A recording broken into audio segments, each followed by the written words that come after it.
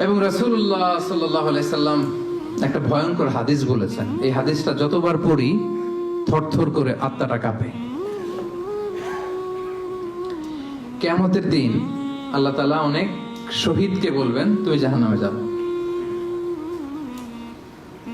সে বলবে, আল্লাহ আমি জাহান্নামে যাব, আমি তো রক্ত দিয়েছি তোমার জন্য, লিইলাই কালিমাতিল্লাহ, আমার দেহের তাজা রক্ত দিয়ে আমি শহীদ হয়েছি, জানাজা ছাড়া আমার দাফন হয়েছে, আমি তো জান্নাতে যাব। আল্লাহ বলবে, না, তুমি শহীদ হয়েছ এই কারণে যে লোকজন তোমাকে বীর বলবে, বীর, বাহাদুর। তো দুনিয়াতে তো তোমারে বাহাদুর বলছে, তো তোমারে বিশাল যোদ্ধা ছিল, বাহাদুর ছিল, খেতাব তো তুমি পেয়েছো, আমার কাছে কিচ্ছু নেই, জাহান্নামে যাও, go to the hell fire.